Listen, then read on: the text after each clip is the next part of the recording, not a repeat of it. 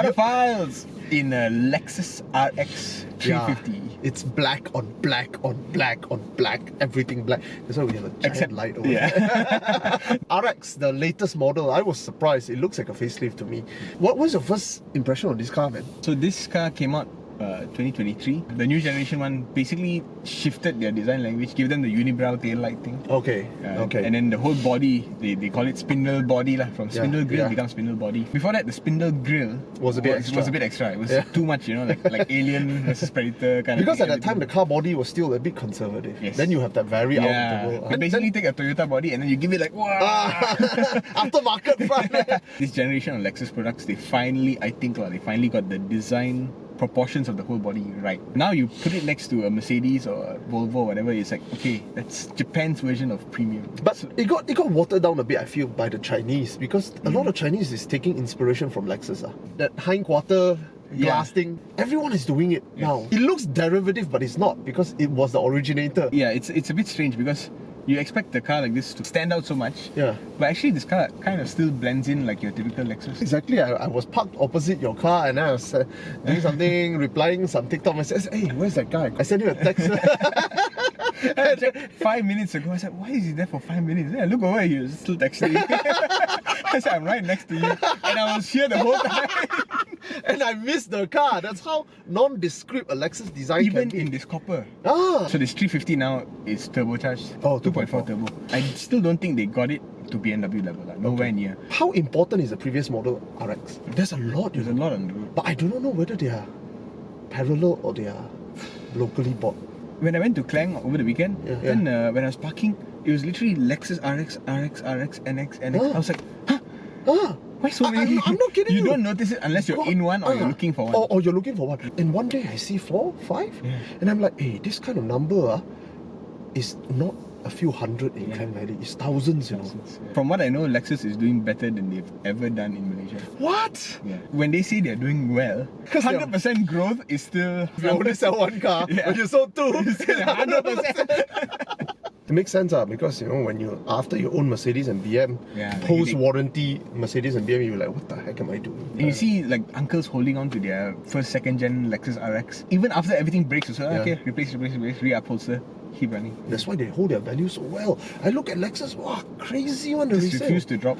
I don't want to buy also. Like, what the heck? And the other thing that got me was, there's only one gimmick, and it's the kind of gimmick where you are forced to talk about it. Because let's say I have a passenger in my car, in the back, at night, they won't know how to open the door. Oh, I know. While you're talking just now, I was looking, what on earth is this nonsense? Oh! The only talking point is that. The only gimmick is that. Okay, but it makes sense to a certain extent. Yeah. It kind of, if you're... it doesn't even allow me to open. Hey, what if I'm kidnapped? Yeah. And you tell me, oh, watch for traffic, you can't get out and run away from a kidnapper now because there's traffic. You see, if you don't die, then there's a chance for you to escape later. Okay, so shall we go for a drive? Let's go for a drive, man. Performance! So 2.4 litre inline 4 turbo. How many horses? 250. Oh, facts boy! Facts boy. Oh, you still handwrite your stuff. It's supposed to help you memorize, but it's not helping me today. 275. Oi, high. Yeah. That's the missing 20 horses was Toyota lah. No, the missing 20 horses is when you go into sports mode. It comes up. Hey, wait. Let's go back to normal. Yeah, here's the thing. You have to like close this and then open this and then... normal. Okay. Tak boleh lah. Yeah. And like, you know, the whole design brief was put physical buttons everywhere. and then they forgot to put... After they finish the product, like, hey, yeah, so what's your score, man? Drive feel, it's a solid 4.2. Technically, this should be a very high scoring car. Yeah, if you can do this kind of comfort with dynamism, I think it's good. But I do sense some compromises, which you'll feel here. Oh, maybe not. Over some bumps, the rear suspension bottoms out. Not bottoms out, but the response is a little bit too compliant with whatever the road is doing. So in a comfortable car, too much. It transfers too much. Okay. I feel like the previous RX really went into comfort all out. Whereas this one kind of straddles the line a bit. I think the occupants suffer a little bit more. I see. There is less dampening. Yes. And I like that they're not following exactly what BMW is doing. But at the same time, I think that BMW would do a better job. I think the compromise Lexus got it better than BM. BM is, after a while, it gets a bit tiring. This car, if you don't play with the mode, you come in here, it's so mundane, you know. And I think that's the beauty of it. It's that, you know, to make something so mundane is not easy these days because everyone was trying to impress you. And to make something so mundane takes a lot of maturity and reservedness of not going overboard. And mastery of the craft. There you go. The kind of confidence that can only come from mastery, because at the end of the day, 99% of the time when you're driving, you are getting from point A to point B. You don't want the car to take the center stage. You are the main character of your life, you know, not your car, bro. You're not Zoo GTI or whatever. So some people are though. I know. But yeah, if you're at this stage where you can afford a $400,000-$500,000 car, you are Zul. You're not Zul GTI. Zul RX. Tada. So I think that I like it very much, and for that actually I'm very, very impressed. But when you start playing with the mode, I'm even more impressed because, dude, I'm like, Lexus, you got 75% of a BMW done, right? That means in comfort mode you are better than Mercedes, and in sporty mode you're almost as good as a BMW, and that is all I ask of a car. To be honest, if I stop at there, the performance score is a 4.5. However, I have two complaints that I don't think I can overlook. Number one, the road noise is a bit loud. I think it's okay, actually. Oh, the sport mode is very BMW. You know, when you're paying 500,000 ringgit for a car, you expect to hear road noise only after you reach 200 kilo an hour. And I was at a highway slightly above 110, I hear road noise. You see, it's the same genes as the Toyota Camry, So that is something they need to look at. I don't think it's intrusive, but I expected more. Because this is not a 200,000. And this car has like some active noise cancellation. There you go, Lagi. On top of that, you know, the fact that I hear road noise at 110, 20, I'm like, yeah, it's a bit wrong. Okay, shouldn't have happened lah. That's one lah. Now, that leads me to the only other complaint I have lah. Why does this inline 4 feels like an inline 4? You get what I mean? I'm paying $500,000 ringgit to, even if you're gonna cut my cost and give me an inline 4, please make the inline 4. Don't drive like an inline 4. But I'm nitpicking because most people will not be able to tell the difference. But I step into inline 4s, V6, V8s all the time, and inline 6 all the time. And these things matters to me because a car, to me, primarily is its performance. You know, I want to hear and feel the engine, and engine is physics, and you cannot cheat one. Well, in Lexus's defense, not really defense lah. This is the base model car. The high-end hybrid. There's a hybrid. Hybrid. With the same engine, if I'm not mistaken, 2.4 inline 4. And I think the hybrid is meant to solve that issue.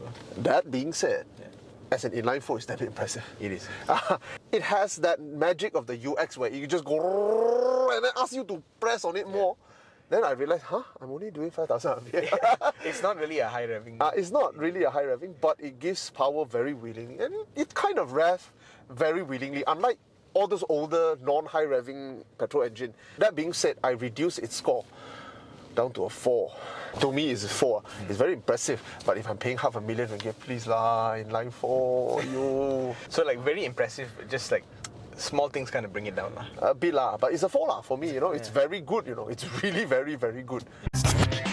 Yeah, so this is the new RX generation, 5th generation if I'm not mistaken. It looks like the old one from some angles, but the big thing that sets it apart is this grille lah. It's got the kaiju face, you know, with the protrusion coming out. Right. You know the Hondas also are doing this now. Yeah. The Civics. Oh yeah. The kaiju nose. Kaiju nose. Yeah. So a lot of body paint that goes there, and then the grille basically bleeds into the bodywork lah. So you can see this is grille, and then suddenly now you see that with cherries and auras. Yes, yeah, correct. And BAIC, remember? Yeah, the X55. Yeah. Essentially, whatever Lexus is doing now, the Chinese are already doing at half the price. But I still think it's a pretty good look. Previous one was good looking. But this one is more sculptural. Yeah. There's definitely a vision that you can see. A bit more sculptured, yeah. All these lines, man, so dramatic. You never think that Lexus would do something like that. More drama lah. Yeah. They would do this in maybe a concept car. They would not do this in a production car. But to me, it looks a bit like a facelift, you know. I mean, it's a good look. Why change it so much, right? Yeah, correct. So, I mean, I have to say the color, man. The color is It's good lah. I don't know, what color is this? Rose gold? They call this Sonic Copper. And It's nice. It's difficult to pull off a brown. Brown comes off as dog shit sometimes, you know. This looks like Indian tableware. Yeah, it looks like copper. It basically copper. looks like copper. Nice. All right. Wow, 19 No, much 20, bigger. 22 or 21. Ah? 21. What? Yeah. Yo, doesn't feel like it. Nowadays cars are just getting out of hand. Cars and are you have a getting too 13 over there. Yeah, that's So the side profile is still very similar. It's just more fluid. Yes. You see that fluidity in the center. This thing is the same. Exactly the same line. But you see that a lot more- fluidness, here. Sculpted here. Yes. Coming up here. Yes. This thing also very dramatic. It's almost flat enough to put something on. Yeah. Hey, I didn't realize that. Hey. Yeah. Wow. There are curves and lines Wow. here that Oh, it bulges. that really look artistic. But the most eye-catching is this part, this one. The overall length is the same as before, Oh, but the wheelbase is more width is more. Yeah, but weight is down by 90 kilo. But it's that's still good, that's 1,900 kilos. Yeah. The brakes are tiny. Tiny brakes. Before we go to the back, we should point out this thing, which is the E-latch. So, you know, you go into a car, you expect to pull the whole handle. Oh, there's a bit of there's a tactile feel in here. Yeah. Oh, the button is there. Yes, correct. Yeah. There's two levels. One is it knows that you're touching it, so it's capacitive. So I just put my finger here. Oh, It yeah. unlocks. Yeah. And then the next one is like a little bit of a rubber-covered button. So I press the button and it basically unlatches. I see. There's something else to talk about, which is, if you're Indian, this matters a lot. You know, when you go past an expensive car, you probably don't know this, but you will hear... Oh, the door lock. I know the Chinese girls. Like, Chinese girls think Yeah, I'm correct. gonna rob the her. Apu Nene is coming. But in this car, with the latch system, there's no lock sound. So That's how you get a one door handle, 2,800 ringgit. yes, correct. So make sure you never break this. It's good and bad. I'll show you on the inside what is good and bad about it. Then you come around here, you got a very dramatic light signature. How come Toyota got more lines? Lexus got one only. Yeah, you not enough vortex generator. How are you going to keep the car on the road, bro? Yes. But the unfortunate thing is this thing is fake. Fake lah, typical lah. But you know the one line realize it's getting a bit old lah. It's just getting into fashion, yo. What? I thought it's getting a bit like that It looks like started, what, 2020. Yeah, it started 2020. And people haven't moved on from 2020. No, It's still Lexus just got a memo late lah. a bit late. But yeah, first time this generation they're spelling out their name at the back. Oh, is it? Yeah. Oh, Before otherwise that, it's just an L. Yeah. Besides Okay. that, the rake of the back is quite dramatic. But they didn't follow the Lambo. They didn't follow the do Lambo. the Yeah. top thing. Yeah. They didn't do Single that. spoiler.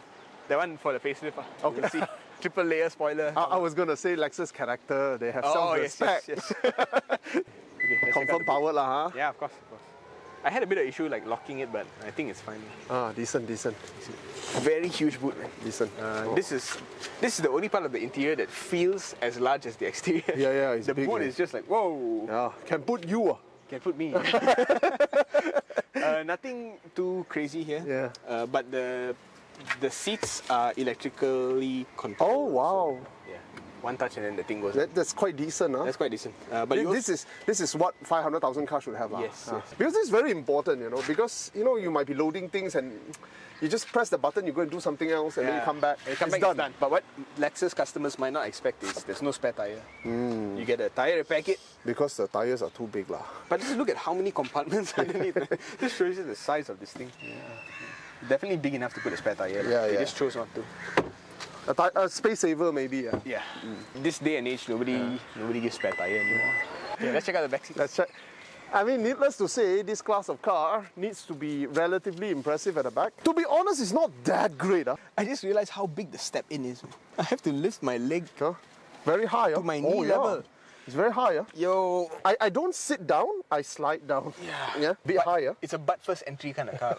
If you're an older person, don't bother putting your legs up first. You just sit down first. Sit down first. And then you slide yourself in. Oh, yeah. It's probably better. Yeah. You got your chauffeur seat controls here. This is my actual driving, so it's okay lah. It's not great. Yeah. Nothing to shout about. That's the thing. The interior doesn't feel as big as the exterior. It doesn't. The boot is the only side that does. Yeah. How's your headroom though? It's okay. Headroom is good. No issue. Completely no issue. And the armrest. Okay lah, 2 people at the back. You know, my 210, my father's 210. Bigger than this. And then the black headliner also gives that oppressive feel. Yeah. Last time only sports car used to do this. Yeah. Nowadays everybody does Every this. car lah. No sporty intention, so they have to black out everything. It's not great, the back here. It's not great. Because they're not designed for chauffeur anymore. It's designed to give priority to the front seats. I'm not complaining. I mean, to be honest, I'm not complaining. All the aircon controls here, your aircon here, everything okay. You have this, even the Camry has that, X70 has that too. The problem is, it's not, wow, I can jump around, you know, it's not like a huge bench and then like a gigantic space. You know, like, American cars in the 80s, like you can slide here, slide there. I think we're spoiled by 2 things. One is we used to be smaller when we were younger, so every car looks damn big. The second thing is we're exposed to cars like Alphard and all that, where the space. Yeah, my son loves the Alphard because of the sheer space. Yeah, it's like a living room. It is a living room for him. that moves around. Yeah. And you never get that in any passenger car. That being said, I still am the same size now, sitting into my dad's 210. Yeah. It's big. Bigger. It's Even big at the back. The only mafan is here, it bulges, so crossing over is a bit more difficult. But dude, this is tighter than an E-Class from 20 years ago. Yeah, no doubt. I had 3 people in the back. They just said, oh, it's not that big. So I was like, I'm surprised. Are you sure or not? Then now sitting behind here, it's not that big. It's not that big. It's all in the front now. Let's go to the front. Wait, hold on. Hey, I want to talk about the e-latch thing. Also, Alcantara. a little bit of nice stuff here. So the e-latch thing, what's good is it's less effort. Let's say you have a natural motion to like open the door. So you press the thing and you open that. One motion, right? That's the intention of the thing. That's why it's that. But I find myself many times in situations where I don't want to hit the car next to me. So I want to control the opening. So I don't want to open and swing it open. So I want to unlatch it and then see it's not open. So I have to like, okay, push it open. And then I have to like balance it with my hand.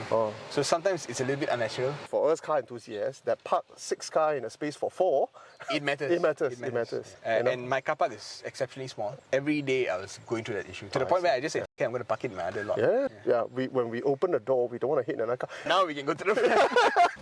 Okay, let's turn it on. This is very expensive material, as you can see, Alcantara. Not just Alcantara, they actually put some pattern on it. Yeah. McLaren's logo. They put McLaren logo there. This one is huge, but I find that the it's very Toyota. Yeah, the bezel is a bit. Yeah, it's a bit Toyota. Remember that Corolla? It's not as free floating as you expect. Yeah. You got your wireless charger down here. Right. And then a lot of USB-C. 1, 2, 3.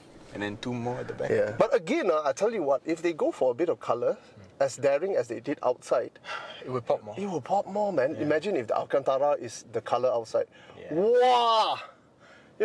Wow! Imagine this is one darker black, one maybe grey or some other color, or brown. Right. I understand if the leather is black because people want low maintenance, but the contrast of the Alcantara, where you don't really touch often, even a light grey would have been nice. And now this is exactly the same color as this and as this.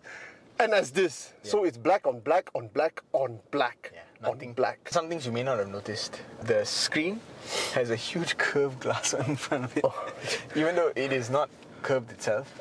Like they could not get the BMW curved glass technology, so they just put a curved glass in front of the normal glass. No. I have to say the aircon digital control is very nice. Look at that. Good mix of physical and digital. And what's interesting is every single seat, including the back seats, are all ventilated and heated. Yeah. And if you do auto, it'll actually also adjust that. Start button at the top, first time ever. Probably last time also. The thing that also caught my eye is this air vent is kind of unique. There's just one vane. The others are not. Mine is different here. These two are different. And this one is like, there's one vane. Yeah. And then there's like a left, right. The locks are silent, like I mentioned before. So that the Indians don't feel discriminated. The moment you walk past an expensive car, you hear your heart sinks, man.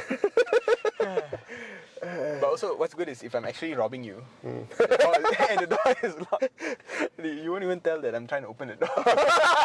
You won't hear the jang, jang, jang, jang. I want to talk about this thing.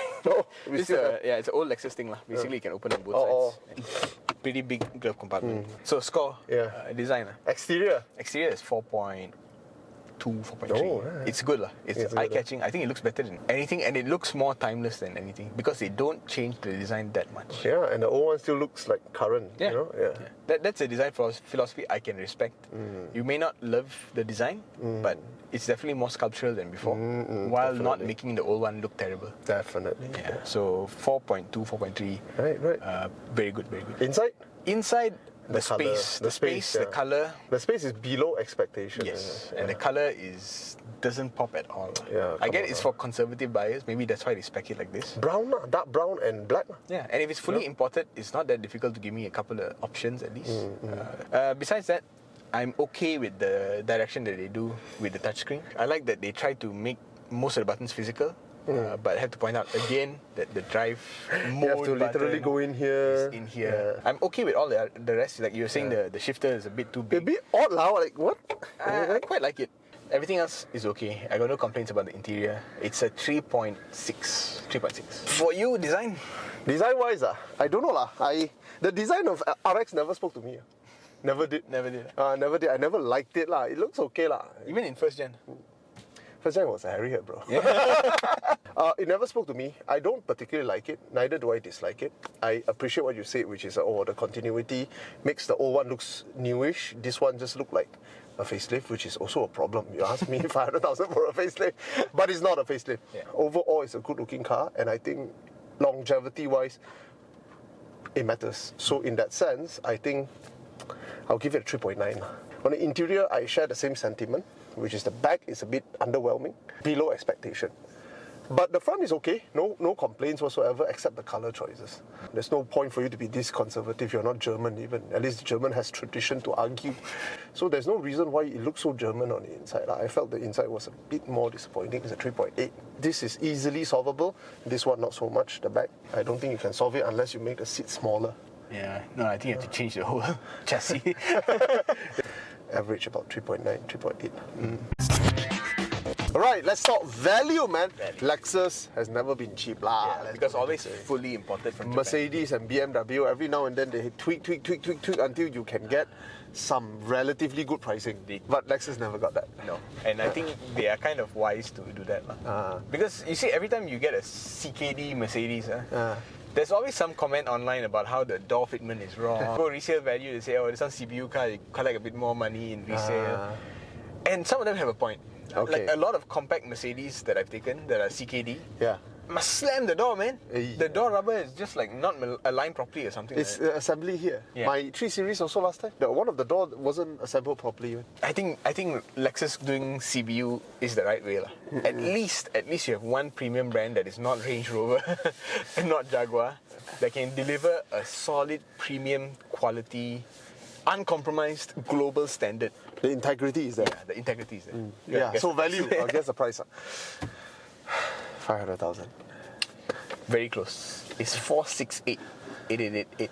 So 468 for the entry level petrol. You want the hybrid, it's 498. I feel like that gap is a bit too small. Smaller. It's less than 10%. Yeah. So the hybrid might actually make sense. But you have to understand also the uncles that buy Lexus. Some of them are very conservative. Yes. You know, hybrid double A.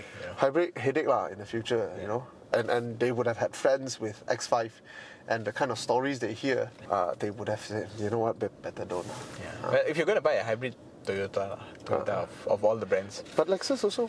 yeah, correct. Pricing it so close was quite interesting. Yeah. Quite good. Because, I mean, making a car hybrid is much more expensive, isn't it? For sure. Yeah, there are a lot of, like, batteries are expensive. Additional parts. And if you're going to give the same exact 2.4 litre engine, it's not like you're saving money on the engine. Yeah. You can say going from a V6 petrol to an inline 4, then you're saving money. But if it's the same engine, then it's cost, man. Yeah. So you're telling me 30,000, including tax, is your cost of the hybrid, then I'd say Lexus is giving you a very good deal on the hybrid. But if it's incentives, then probably they use that. So value score, what do you think?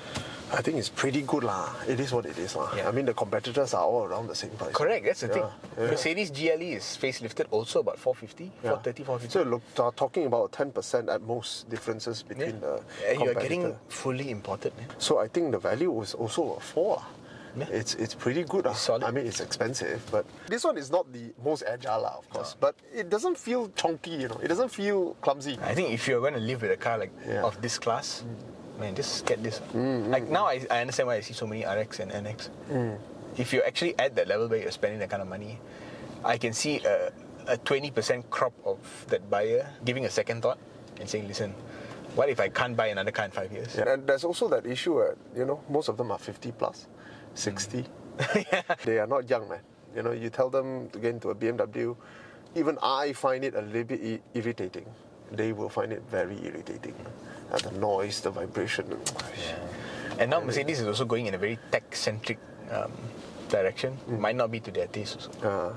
So I think quite good. Four. What's your score?